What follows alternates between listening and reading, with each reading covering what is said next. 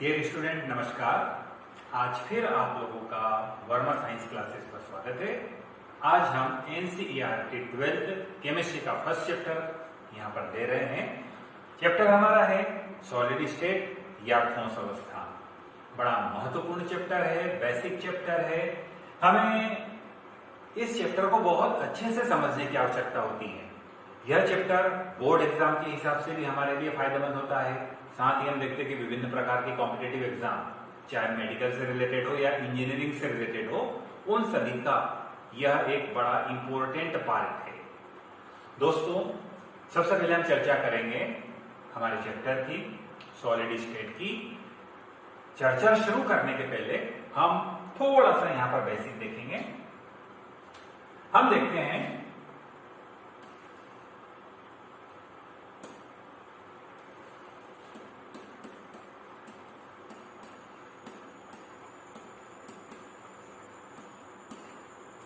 ठोस अवस्था। Dear student, ठोस अवस्था को समझने के पहले हमें देखना होगा कि यह ठोस आखिर होता क्या है। पुरानी कक्षाओं में आप लोगों ने पढ़ा हुआ है पदार्थ या मैटर, और हम जानते हैं इस मैटर की 3 स्टेट होती है। पहली स्टेट को कहा जाता है ठोस या सॉलिड, दूसरे को कहा जाता है लिक्विड या द्रव, और तीसरी अवस्था को कहा जाता है गैस। मुख्य तौर पर हम देखते हैं कि ये 3 स्टेट्स पदार्थ या मैटर की होती है। पहली सॉलिड है, दूसरी लिक्विड है और तीसरी गैस है। डियर स्टूडेंट, हमें इन तीनों के बीच में डिफरेंस देखना होगा। डिफरेंस क्या होता है? जो सॉलिड होते हैं, सॉलिड का कैरेक्टर यह होता है कि इसके जो कण होते हैं वो क्लोज होते हैं, एक दूसरे के बहुत अधिक पास में उपस्थित होते हैं। कहने का मतलब डेंसिटी ज्यादा होती है, डेंसिटी ज्यादा होती है और कॉम्पैक्टनेस है। साथ ही हम देखेंगे इसका जो शेप है वो फिक्स है।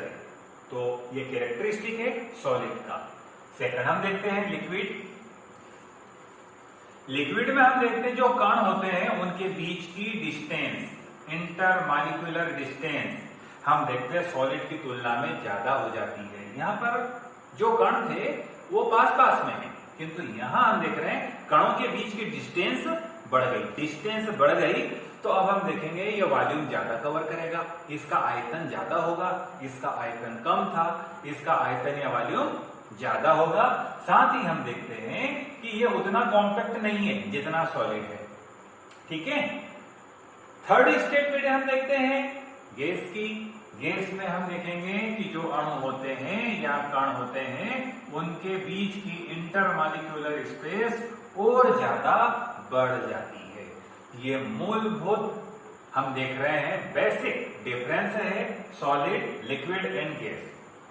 हम जानते हैं जब सॉलिड को हीट किया जाता है तो मेल्ट हो जाता है, लिक्विड में कन्वर्ट होता है। जब लिक्विड को अगर हम हीट करेंगे तो अगेन हीट होकर के ये अपनी स्टेट को चेंज कर लेता है। तो फर्स्ट स्टेट हम देख रहे हैं सॉलिड है, सेकंड स्टेज हम देख रहे हैं लिक्विड है, और थर्ड स्टेज मैटर की हम देख रहे हैं गैस है। ये 3 बेसिक है। अब हमें ध्यान में रखना है जैसे जैसे टेम्परेचर हम बढ़ाते जा रहे हैं हम देख रहे हैं वॉल्यूम इसका एक्सपेंड होता जा रहा है, और जब वॉल्यूम एक्सपेंड हो रहा है तो इंटरमॉलिक्यूलर स्पेस जो है वो साइमल्टेनियसली इंक्रीज होती जाती है। अब यदि हम गैस को और हीट करेंगे तो क्या होगा?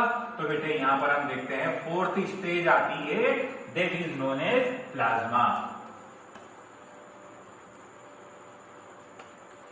जो चौथी पदार्थ की अवस्था होती है उसे प्लाज्मा कहा जाता है। प्लाज्मा अवस्था में हम देखते हैं जो मॉलिक्यूल है एक्सपेंड हो चुके हैं, उनके बीच की दूरी बढ़ चुकी है, डिस्टॉर्शन हो चुका है। अब हम देखेंगे प्लाज्मा अवस्था में जो एटम होता है उसके इलेक्ट्रॉन भी उसमें से एलिमिनेट होकर के बाहर निकल जाते हैं। कहने का मतलब और ज्यादा विकृत अवस्था आ गई है और इसी अवस्था को हम बोलते हैं प्लाज्मा। कहने का मतलब गैस को भी हमने काहे में कन्वर्ट कर दिया और फैला करके उसको हमने पॉजिटिव आयंस अलग कर दिए, इलेक्ट्रॉन्स अलग कर दिए। तो इस तरह का हम देखते हैं कि जो स्टेज हमें मिलता है उसे हम प्लाज्मा अवस्था कहते हैं। तो डियर स्टूडेंट, हमने देखा पदार्थ की 4 अवस्थाएं होती हैं। पहली सॉलिड है, दूसरी लिक्विड है, थर्ड गैस है और चौथी अवस्था को, स्टेज को हमने प्लाज्मा नाम दिया हुआ है। हमारा जो फर्स्ट चैप्टर है एनसीईआरटी 12th केमिस्ट्री का, that is related to solid state, वह ठोस अवस्था से संबंधित है। बेटे मैंने आपको बताया है चैप्टर हमारा बहुत इजी है, हमें केवल इसे ध्यान से समझना है। अब हम यहाँ देखते हैं, ये ठोस अवस्था हमारा चैप्टर है जो हम यहाँ पर देखते जा रहे हैं। और हम ये भी जानते हैं कि ठोस को इंग्लिश में सॉलिड कहा जाता है। तो ये सॉलिड स्टेट या ठोस अवस्था हमारा चैप्टर है। जितने भी सॉलिड होते हैं इन सभी सॉलिड्स को हम 2 पार्ट में डिवाइड कर देते हैं। पहला पार्ट जो होता है उसे हम क्रिस्टलाइन सॉलिड या क्रिस्टलीय ठोस कहते हैं और दूसरा पार्ट जिसे हम एमॉर्फस या अक्रिस्टलीय ठोस कहते हैं। बेटे यदि ठोस अवस्था, जैसा कि अभी हमने पिछले डायग्राम में देखा था, कॉम्पैक्ट है, अणु परमाणु जिनसे भी मिलकर के वो ठोस बना हुआ है वो कॉम्पैक्ट है, उनके बीच की दूरी अत्यंत कम है, वो बहुत ज्यादा आपस में जुड़े हुए हैं, एक दूसरे के नजदीक है। अब हम देखते हैं यदि इनके बीच में एक कोई प्रॉपर सिमेट्री प्रेजेंट होती है, एक निश्चित ज्यामिति में अगर ये कण उपस्थित होते हैं, तब उस प्रकार के सॉलिड को हम क्रिस्टलाइन सॉलिड या क्रिस्टलीय ठोस कहते हैं। वही अगर हम देखें उनके बीच में कोई अनियमित व्यवस्था होती है, इरेग्युलर अरेंजमेंट है, सॉलिड तो है, घटक कण तो है, पास पास भी है, किंतु उनके बीच में कोई फिक्स मैनर नहीं है, तब हम उसे अक्रिस्टलीय ठोस कहते हैं। तो 2 प्रकार के ठोस यहाँ पर हमारे सामने हैं, एक को हमने क्रिस्टलीय ठोस नाम दिया है और दूसरे को हमने अक्रिस्टलीय ठोस नाम दिया हुआ है। एक सिंपल सा एग्जांपल बेटे हम देख सकते हैं जिसके आधार पर हम इन दोनों को समझ सकते हैं। हम जानते हैं जब भी कोई आर्मी का प्लाटून, आर्मी की कोई एक टुकड़ी होती है, सेना की टुकड़ी होती है, जैसा कि हम इंडिपेंडेंस डे को परेड देखते हैं और उसमें हम देखते हैं आर्मी के जितने भी सोल्जर होते हैं जब वो मार्च करते हैं तो उनके हाथ और पैरों के मूवमेंट की डायरेक्शन सिमिलर होती है। अगर एक सोल्जर का राइट हैंड आगे की तरफ मूव कर रहा है तो उस रो में जितने भी हम देखेंगे सोल्जर होंगे उसके आगे और पीछे सभी मिला करके सभी का हम देखेंगे एक ही हैंड आगे रहेगा, राइट वाला, और बैक साइड पर अगर लेफ्ट जा रहा है तो सभी का लेफ्ट पीछे की ओर रहेगा। तो क्या हो गया वहां पर सिमेट्री। हम देख रहे हैं कि एक ये भीड़ के रूप में ये जो चल रहा है प्रोसेशन, आर्मी का मार्च जो हो रहा है, ये एक सिमेट्रिकल फॉर्म में है। तो इसकी हम कंपैरिजन किससे कर सकते हैं? क्रिस्टलीय ठोस से कर सकते हैं। वहीं हम देखते हैं कहीं शादी ब्याह हो रहा है और उसका प्रोसेशन निकल रहा है, तो बेटे भीड़ तो यहां पर ही है, भीड़ वहां पर भी थी, भीड़ यहां पर भी है, लेकिन इस भीड़ का अब हम देखते हैं कि कोई भी इसमें लॉजिक नहीं है, किसी प्रकार की कोई सिमेट्री नहीं है, जिसकी जिधर इच्छा होती है वो उधर चलता रहता है। तो इसी तरह हम देखते हैं जो अक्रिस्टलीय ठोस होते हैं उनमें घटक कण या परमाणु होते हैं वो इरेग्युलर अरेंजमेंट में रहते हैं, उनका कोई निश्चित विन्यास नहीं होता है।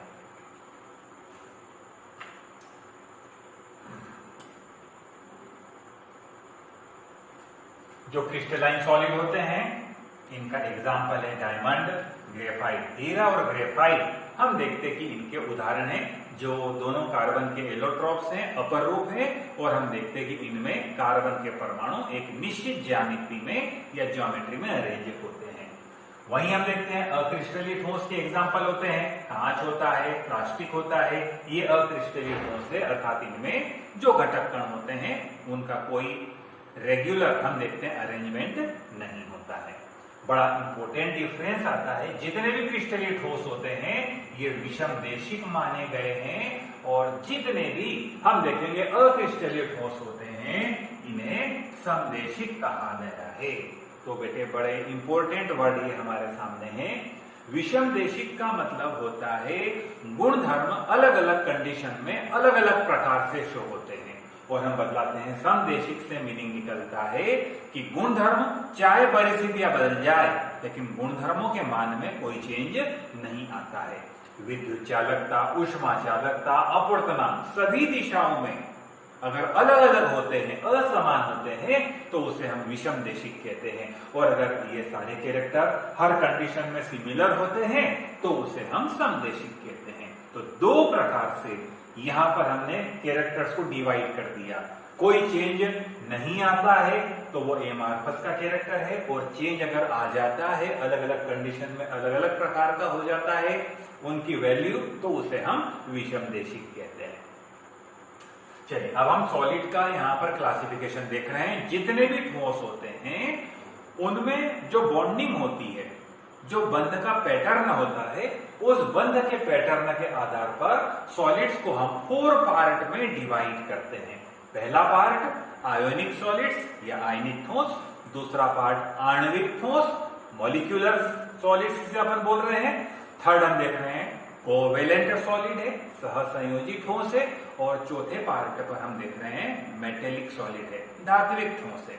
बड़े सिंपल रूप से यहाँ पर हम देख रहे हैं बच्चों, ये सॉलिड का हमने क्लासिफिकेशन यहाँ पर शो किया हुआ है। पहला आयनिक।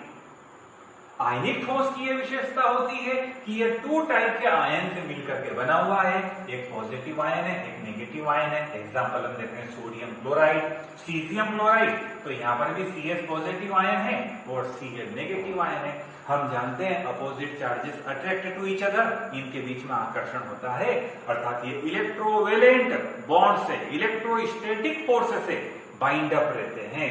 तो ये आयनिक ठोस है। एग्जांपल हम देख रहे हैं sodium chloride and caesium chloride. Second type का सॉलिड हम देख रहे हैं मॉलिक्यूलर सॉलिड, आणविक ठोस। इसकी जो यूनिट होती है वो मॉलिक्यूल्स होती है, अर्थात ये अणुओं से मिलकर के बने होते हैं। हम जानते हैं अगर मॉलिक्यूलर सॉलिड से अणुओं से मिलकर के बना हुआ है तो मॉलिक्यूल्स के बीच में वीक वांडरवाल फोर्स प्रेजेंट होता है, दुर्बल वांडरवाल बल होता है। एग्जाम्पल हम देख रहे हैं आइस या बर्फ, सॉलिड अमोनिया, ठोस अमोनिया, हम देख रहे हैं आणविक ठोसों के उदाहरण हैं। थर्ड पॉइंट पर हम देख रहे हैं कोवेलेंट सॉलिड या सहसंयोजी ठोस। स्टूडेंट, जब इलेक्ट्रॉनों की शेयरिंग होती है 2 एटम्स के बीच में तो कोवेलेंट बॉन्ड जनरेट होता है। तो यहां पर डिफाइन हम इसे इसी प्रकार से कर सकते हैं, ऐसे सॉलिड जिनमें एटम्स के बीच में कोवेलेंट बॉन्ड प्रेजेंट होता है, those are known as covalent solid. Example हीरा एंड ग्रेफाइट, दोनों में हम देखते हैं कार्बन अटैच टू कार्बन, और जो बॉन्ड बनते जाएंगे हम देखेंगे वो कोवेलेंट बॉन्ड रहेंगे। अगर डायमंड है तो each carbon combined with 4 other carbon atom, और अगर ग्रेफाइट है तो यहां हम देखेंगे each carbon atom combines with 3 carbon atom. तो इस तरह से हम देख रहे हैं 2 टाइप के हमने यहां पर एग्जाम्पल ले लिए हैं। कोवेलेंट में एक डायमंड का हमने लिया हुआ है और दूसरा हम देख रहे हैं ग्रेफाइट का लिया हुआ है। फोर्थ टाइप का यहां पर सॉलिड हम देख रहे हैं, दैट इज मेटेलिक सॉलिड्स, धात्विक ठोस। जितने भी धात्विक ठोस होते हैं हम जानते हैं, इसका एग्जाम्पल है ऑल मेटल्स। तो स्टूडेंट, मेटल्स की क्या कैरेक्टरिस्टिक होती है कि मेटल में जो हम बोलेंगे लास्ट शेल, जिसको हम वैलेंसी शेल बोलते हैं, उसके जो इलेक्ट्रॉन्स होते हैं वो इजीली निकल करके कंडक्शन बैंड में चले जाते हैं। संयोजी कोश और चालन कोश दोनों के बीच में कोई एनर्जी गैप नहीं होता। तो हम देखेंगे जितने भी मेटल्स होती है उनमें एटम्स की आउटर मोस्ट शेल के इलेक्ट्रॉन्स निकल जाते हैं बाहर। जब इलेक्ट्रॉन बाहर निकल जाते हैं तो हम देखते हैं यहां पर क्या होता है, इलेक्ट्रॉन्स बाहर लिबरेट आउट हो गए।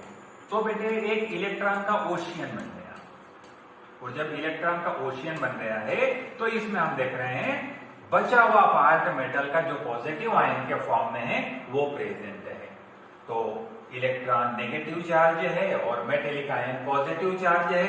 हम देखेंगे अट्रैक्शन इनमें होगा और ये एक कॉम्पैक्ट फॉर्म में प्रेजेंट रहेंगे। इस टाइप के जो सॉलिड होंगे those are known as metallic solids. इन्हें हम मेटेलिक सॉलिड्स कहते हैं, अर्थात ये धात्विक ठोस है और जितनी भी मेटल्स होती है ये उनका कैरेक्टरिस्टिक्स होता है। आगे बढ़ते हैं बेटे हम इस चैप्टर में। हम देख रहे हैं बेटे आप यूनिट सेल, इकाई कोशिका या एकक सेल भी इसे हम बोलते हैं और इंग्लिश वर्ड इसके लिए है यूनिट सेल। तो हमें देखना पड़ेगा, जैसे हम देखते हैं कि अगर हमें एक मकान बनाना है तो दीवारों को बनाना पड़ता है। दीवारों में हम देखते हैं कि दीवार मार्केट में रेडीमेड तो अवेलेबल होती नहीं है। दीवारों को बनाने के लिए हमें ब्रिक्स चाहिए होती है, ईंट चाहिए होती है, और ईंट हम देखते हैं बेटे वह यूनिट होती है जिसका रिपीटेशन अगर अपन करते हैं तो हम देखते हैं वाल में कन्वर्ट वो हो जाती है। तो उसी तरह हम देख रहे हैं यूनिट सेल वो यूनिट है, वो सबसे स्मॉलेस्ट पार्ट है क्रिस्टल का, जिसका अगर हमने रिपीटेशन किया तो हम देखते हैं वो भी एक लार्ज क्रिस्टल में कन्वर्ट हो जाता है। तो हम बोल सकते हैं जितने भी क्रिस्टल होते हैं उनकी जो एलिमेंट्री यूनिट है that is known as unit cell, और उसे हम इकाई कोशिका या एकक सेल नाम देते हैं। नेक्स्ट यहां पर डेफिनेशन हम देख रहे हैं क्रिस्टल जालक या त्रिविम जालक या इंग्लिश में इसे कहा जाता है क्रिस्टल लेटिस। देखिए बेटे जितने भी क्रिस्टल्स होते हैं उनके स्ट्रक्चर को रिप्रेजेंट करने के लिए हम कुछ स्फीयर गोलों का प्रयोग करते हैं और कुछ लाइंस का रेखाओं का प्रयोग हम करते हैं। इस तरह का जो ये प्रेजेंटेशन है क्रिस्टल के स्ट्रक्चर को रिप्रेजेंट करने के लिए हमने कुछ स्फीयर्स गोले ले लिए हैं और हम देख रहे हैं कि कुछ हमने लाइंस ले ली है। इनके द्वारा जो हमने ये एक यहाँ पर क्रिस्टल का स्ट्रक्चर का पैटर्न शो किया, that pattern is known as crystal lattice, त्रिविम जालक या क्रिस्टल जालक इसे कहा जाता है। जब बेटे यूनिट सेल को हम डिस्कस कर रहे हैं तो यहां पर हम देखते हैं घनाकार एकक सेल, क्यूब के शेप वाले एकक सेल। जो क्यूब के शेप वाले एकक सेल होते हैं उन्हें हम यहां पर मेनली 4 टाइप्स में डिवाइड करते हैं। सबसे पहले को हम बोलेंगे सिंपल क्यूबिक सेल। पहला जो हम बतला रहे हैं यहां पर यूनिट सेल है वो है सिंपल क्यूबिक सेल, सरल घनीय एकक सेल। सरल घनीय एकक सेल, घनी क्यूब के शेप वाले हैं।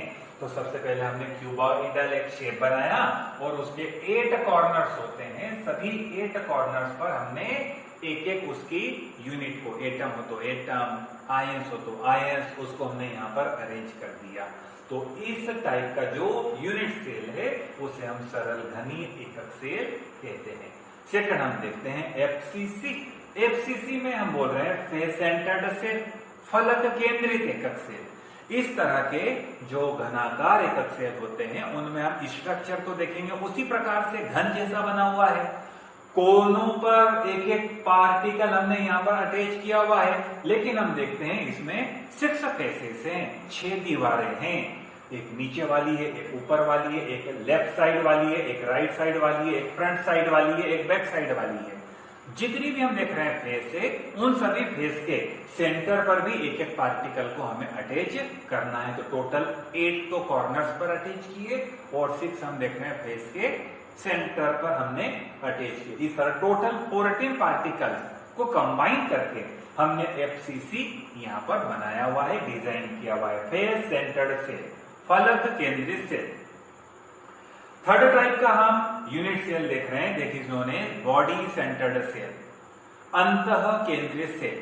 ये भी एक प्रकार का हम देख रहे हैं घनाकार एकक सेल होता है। इस एकक सेल में भी 8 कॉर्नर्स पर हम देखते हैं एक एक पार्टिकल को हमने अटैच किया हुआ है, बट पूरी बॉडी के एकदम बीचों बीच में सेंटर पर हमने एक पार्टिकल को और अटैच किया। इस तरह से अटैच किया कि इसकी सभी 8 पार्टिकल से डिस्टेंस इक्वल रहे। इस तरह का जो एकक सेल बनता है उसे हम बॉडी सेंटर्ड सेल कहते हैं। फेस सेंटर्ड सेल को थोड़ा सा अगर हम चेंज करते हैं तो हम देखते हैं एंड सेंटर्ड सेल बन जाता है। एंड सेंटर्ड सेल, अंत्य केंद्रित एकक सेल। इस प्रकार के एकक सेल में स्ट्रक्चर तो हम देखते घनाकार होता है, किंतु केवल 2 अपोजिट फेस के सेंटर में ही एक एक पार्टिकल प्रेजेंट होता है। 8 कॉर्नर्स पर तो है ही, लेकिन इनके अतिरिक्त केवल 2 ही फेस के सेंटर पर हम देखेंगे कि एक एक पार्टिकल प्रेजेंट होता है। तो इस तरह का जो यूनिट सेल है इसे हम अंत्य केंद्रित या एंड सेंटर्ड सेल कहते हैं। अब बड़ा इंपॉर्टेंट पार्ट यहां पर हम देखते हैं। हमने देखा कि टोटल 4 टाइप के यहां पर हमने यूनिट सेल देखे। पहला हमने देखा सिंपल क्यूबिक सेल, सेकंड हमने देखा फेस सेंटर्ड सेल, थर्ड हमने देखा बॉडी सेंटर्ड सेल, और फोर्थ हमने देखा एंड सेंटर्ड सेल।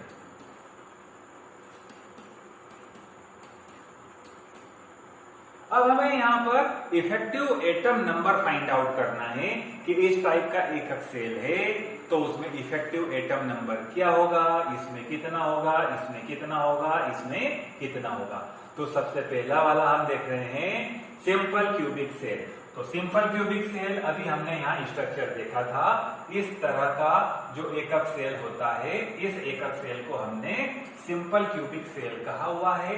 अब अगर हम सोचें कि इसके जो 8 कॉर्नर्स हैं, इनमें किसी भी एक पार्टिकल को हमने ले लिया, सपोज कीजिए ये वाला है, हमने इस एक यूनिट सेल के पास में एक और यूनिट सेल को लगा दिया।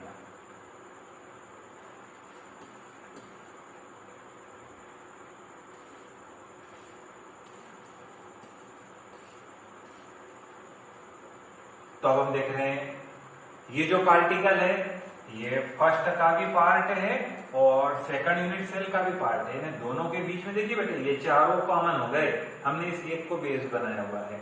अब यदि हम इसके बैक साइड पर एक और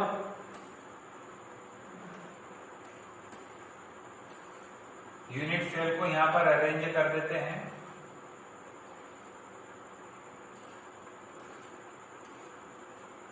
तो ये जो कॉर्नर है, पहले का पार्ट है, सेकंड का पार्ट है, थर्ड का भी पार्ट है, ये एक जगह यहां पर हम वेकेंट देख रहे हैं। यदि यहां पर भी हम एक यूनिट सेल को और अरेंज कर दें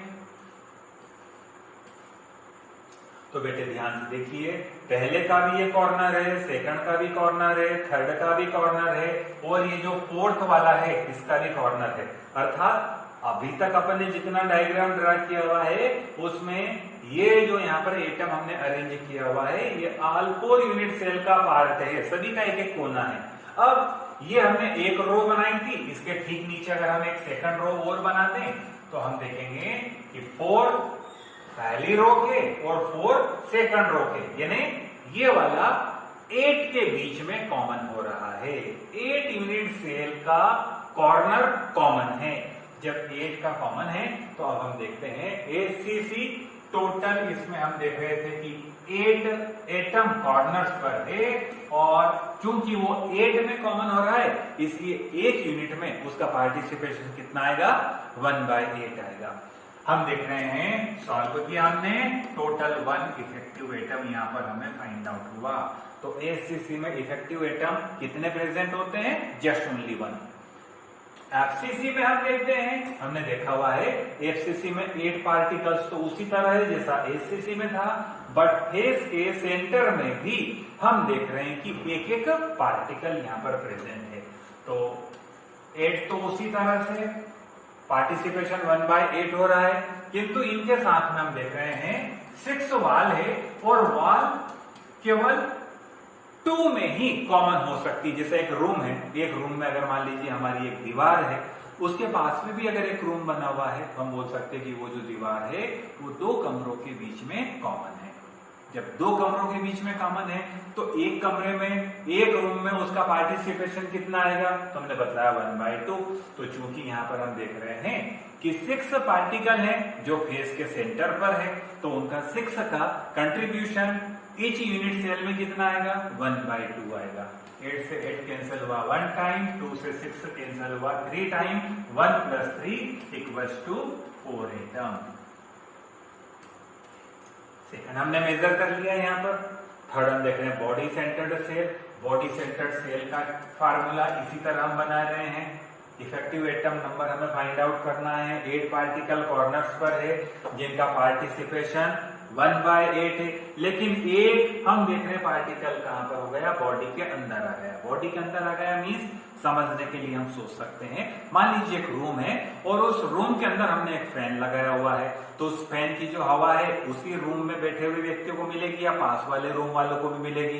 तो आप बहुत अच्छी तरह से जानते हैं फैन को हम 2 रूम्स के बीच में शेयर नहीं कर सकते हैं। तो इसी तरह हम देख रहे हैं 8 इंटू 1/8 ये कॉर्नर्स के एटम हो गए, और एक एटम हम देख रहे हैं कि बॉडी के सेंटर में प्रेजेंट है जो केवल एक ही यूनिट सेल को बिलोंग करता है।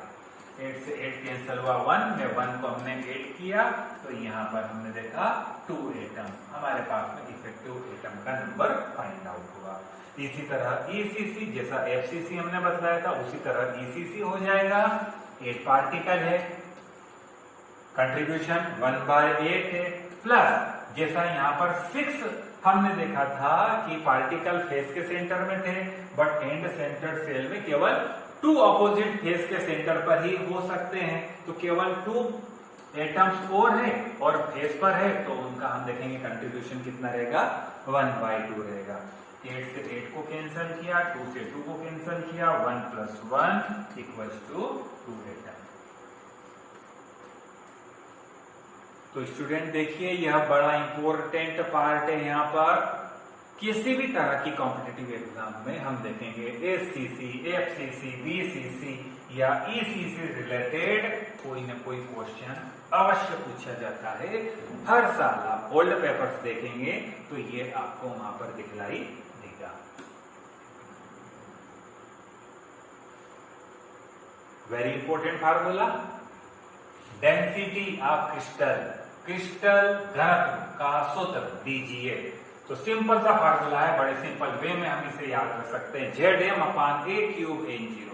Z हम देख रहे हैं कि टोटल एटम्स का नंबर है, M हम देख रहे हैं कि उसका मास हो गया, कितना एटॉमिक मास है, A उसकी कोर की लेंथ हो गई है कि हमने इस तरह से शेप बनाया तो ये A हो गई, जो लेंथ होगी उसकी कोर की लेंथ हो गई, एंड N0 यहाँ पर रिप्रेजेंट कर रहा है एवोगैड्रो नंबर को। तो 4 पॉइंट ध्यान रखना है हमें, Z, M, A and N0 चारों को मिला देते हैं तो फार्मूला हमारे सामने है डेंसिटी का Zm/A3N0 के फॉर्म में। इसी तरह एक बड़ा इंपॉर्टेंट फार्मूला यहाँ पर बनता है, that is Bragg equation. n = 2d sin theta. Crystal की हम देखते हैं जो डिफरेंट लेयर्स होती है उनके बीच की डिस्टेंस स्मॉल d को कैलकुलेट करने के लिए उसके ऊपर किसी वेवलेंथ की लाइट को इंसिडेंट किया जाता है, और जो रिफ्लेक्टेड वेव्स होती है उनके बीच के पाथ डिफरेंस के बेस पर हम देखते हैं कि यह फार्मूला डेराइव किया जाता है। तो Bragg equation n = 2d sin theta. Packing, घटक कणों की पैकिंग या संकुलन बहुत ही इंपॉर्टेंट पार्ट है ये। तो जब घटक कणों का संकुलन होता है तो 1 डायमेंशनल होता है, 2 डायमेंशनल होता है, 3 डायमेंशनल होता है। एक विमीय संकुलन भी होता है, द्विविमीय संकुलन भी होता है और त्रिविमीय संकुलन भी होता है। जब हम बात करें कि एक विमीय संकुलन की, तो यहाँ पर जो एटम्स हैं उन्हें हमने, या जो घटक कण हैं जिनसे मिलकर के हम देख रहे हैं कि क्रिस्टल का निर्माण होता है, उसे हमने स्फेरिकल लिया हुआ है। तो 1 डायमेंशनल पैकिंग में हम देखते हैं जितने भी गोलाकार घटक कण होते हैं वो इस तरह से लाइन को फॉर्म करते हैं। ये फर्स्ट रो बन रही है, सेकंड लाइन सेकंड रो बन रही है, थर्ड लाइन थर्ड रो बन रही है। तो ये जो रो मेकिंग है, इस रो मेकिंग को हमने बोला 1D। एक विमीय संकुलन 1 डायमेंशनल हम देख रहे हैं पैकिंग है। जब 2 डायमेंशनल पैकिंग हम बतलाते हैं तो हमें बतलाना पड़ेगा कि ये जो रो हमने बनाई हुई है ये किस तरह से आकर के कंबाइन होती है। तो स्टूडेंट देखिए यहाँ पर हम देख रहे हैं कि इन रो को जो 1D में हमने बनाई थी इन्हें हम 2 टाइप से यहाँ पर कंबाइन कर रहे हैं। ये फर्स्ट पैटर्न है। जिसमें एक रो के पार्टिकल के ठीक नीचे नेक्स्ट रो का पार्टिकल आ रहा है, उसके ठीक नीचे थर्ड का आ रहा है। तो प्रत्येक के नीचे और प्रत्येक के साइड में इस तरह से हम देख रहे हैं कि पार्टिकल प्रेजेंट है। जब इस तरह से हम देखते कंडीशन बनती है तो कोई भी एक पार्टिकल, मान लीजिए हमने ये वाला सिलेक्ट किया, तो हम देख रहे हैं ये इसके साथ में भी कंबाइंड है, इसके साथ में भी कंबाइन हो रहा है, इसको भी टच कर रहा है, इसको भी टच कर रहा है। इन सभी को अगर मिलाते हुए हम एक लाइन डालें तो यहां पर हम देख रहे हैं बेटे ये एक क्यूब लाइक स्ट्रक्चर को जनरेट कर रही है। तो इस हमने बोला क्यूब क्लोज पैकिंग, CCP, वर्ग निविड संकुलन, क्यूब क्लोज पैकिंग। वहीं यदि हमने 1D वाली स्फेयर्स की लाइंस को अगर इस तरह से पैक किया, क्लोज किया कि एक रो के 2 पार्टिकल के ठीक नीचे की तरफ एक पार्टिकल आए, इस रो में फिर 2 पार्टिकल के ठीक नीचे की तरफ एक नया पार्टिकल आए, तो हम देखते हैं यहां पर कि ये जो बीच वाला पार्टिकल है, ये बीच वाला पार्टिकल इसको भी टच कर रहा है, इसको भी टच कर रहा है, सभी को हम देख रहे हैं टच करते हुए आगे बढ़ रहा है, सभी को टच कर रहा है। और इनको अगर मिलाते हुए हम लाइन ड्रा करते हैं तो ये हेक्सागोन बनता है। जब हेक्सागोन बनता है तो षटकोणीय निविड संकुलन या HCP, हेक्सागोनल क्लोज पैकिंग। तो बेटे बड़ा इंपॉर्टेंट पार्ट ये हमारा यहाँ पर बनता है, जिसे हम बोल रहे हैं 2D द्विविमीय निविड संकुलन, 2D क्लोज पैकिंग। तो 2D क्लोज पैकिंग को हमने 2 तरह से यहां पर क्लियर किया, पहला CCP के फॉर्म में और दूसरा हमने देखा HCP के फॉर्म में। अगर 3D की हम बात करें तो हमें ये जो रो हमने बना ली है, लेयर पूरी बनाई है, इसके पीछे हमें एक और लेयर लगाना पड़ेगी, उसके पीछे हमें एक और लेयर लगाना पड़ेगी। तो आइदर AB के पैटर्न में हम देखेंगे अरेंजमेंट उसका हो सकता है, और ABC के पैटर्न पर भी उसका अरेंजमेंट हो सकता है। तो उस पैकिंग को अब हम बोलेंगे त्रिविमीय या 3D क्लोज पैकिंग। सॉलिड से रिलेटेड बड़े इंपॉर्टेंट 2 पॉइंट यहां पर आते हैं। एक को हम बोलते हैं पायरो इलेक्ट्रिक, सेकंड को हम बोलते हैं पीजो इलेक्ट्रिक। बेटे बहुत इंपॉर्टेंट है। कुछ सॉलिड्स ऐसे होते हैं जो इलेक्ट्रिक के इंसुलेटर होते हैं, कुचालक होते हैं, लेकिन अगर हम उसे हीट करते हैं, गर्म करते हैं, तो गर्म करते से ही अब हम देखते हैं वो कंडक्टर के रूप में बिहेवियर शुरू करने लगते हैं। तो इस तरह के सॉलिड्स को हम पायरो इलेक्ट्रिक सॉलिड्स कहते हैं। वहीं हम देखते हैं कि जो सॉलिड है वो है तो इंसुलेटर, कुचालक है, लेकिन अगर उसके ऊपर हमने प्रेशर एडॉप्ट किया, दाब लगाया, तो प्रेशर के इफेक्ट से हम देख रहे हैं इंसुलेटर को हमने कंडक्टर में कन्वर्ट कर दिया, कुचालक को सुचालक में बदल दिया। इस तरह के सॉलिड्स को हम पीजो इलेक्ट्रिक कहते हैं। तो 2 छोटी और बड़ी इंपॉर्टेंट डेफिनेशन यहां पर बनती है। नेक्स्ट पार्ट बेटे इस यूनिट का हमारे सामने है रिक्तियां या वाइड्स। हमने भी देखा कि 1D में पैकिंग जब देखा था तो एक के आगे एक हम देख रहे हैं कि स्फेयर या जो भी यूनिट थी वो कंबाइन होती जा रही थी। जब ये यूनिट्स कंबाइन होती है तो इन यूनिट्स के बीच में, जैसे कि ये एक यूनिट है, ये सेकंड यूनिट है, ये थर्ड यूनिट अगर हमने अरेंज की है यहाँ पर, तो हम देख रहे हैं जो आप यहाँ देख पा रहे हैं, मैं कलर थोड़ा चेंज कर देता हूं। ये वाला जो पोर्शन है ये एक वैकेंसी बन गई है, एक खाली जगह बन गई है। अब यदि इसकी विजिबिलिटी हम देखें तो ये फ्रंट साइड से भी दिखलाई देगी, बैक साइड से भी दिखलाई देगी। तो हमने क्या किया, एक और स्फीयर लिया और उसे आइदर बैक साइड और फ्रंट साइड हमने रख दिया। तो हम देख रहे हैं ये ऐसी वैकेंसी बन गई जो 4 स्फीयर से सराउंडेड है, घिरी हुई है। दिखने में कैसी दिखलाई दे रही है, ये ट्राइएंगुलर। तो ये ट्राइएंगुलर हम देख रहे हैं वैकेंसी है, 4 स्फीयर से सराउंडेड है, तो इसे हम टेट्राहेड्रल या समचतुष्फलकी वाइड या रिक्ति कहते हैं। किंतु यदि 2 एंड 1 पार्टिकल के बैक साइड पर यदि हम 1 एंड 2 का अरेंजमेंट कर दें, 2 और 1 है, 2 और 1 हमें दिखलाई दे रहे हैं, ये 2 पार्टिकल और ये 1 पार्टिकल। तो अब हमें अरेंज क्या कर देना है, 2 के बैक साइड पर हमें 1 को अरेंज कर देना है और 1 के बैक साइड पर हमें 2 को अरेंज कर देना है। तो यहाँ पर अब हम देख रहे हैं जो वैकेंसी विजिबल है वो डबल ट्राइएंगुलर है, एक सीधा ट्राइंगल दिखलाई देगा हमें और एक अपोजिट इनवर्ट ट्राइंगल हमें दिखलाई देगा। जब इस तरह की वाइड होती है that is known as octahedral void, उसे हम अष्टफलकीय रिक्ति कहते हैं।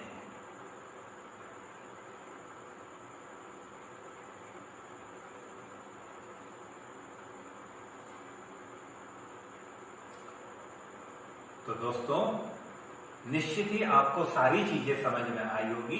अगर आपका कोई भी डाउट रहे तो प्लीज कमेंट सेक्शन में अपनी क्वारी आप अवश्य डालिए, आपको बराबर उसका रिप्लाई दिया जाएगा। दोस्तों अगर आपने अब तक हमारे YouTube channel Verma science classes को सब्सक्राइब नहीं किया है तो प्लीज आप इसे सब्सक्राइब करें, और वीडियो आपको पसंद आया है तो अपने दोस्तों में जरूर इसे शेयर करें और लाइक करें, और हाँ बेल आइकन को अवश्य दबाएं जिससे आपको हमारे नए वीडियो की ताजा अपडेट तत्काल उपलब्ध हो सके। Thanks for watching. फिर मिलेंगे अगले चैप्टर में इसी प्रकार से सिंपल वे में पढ़ाई।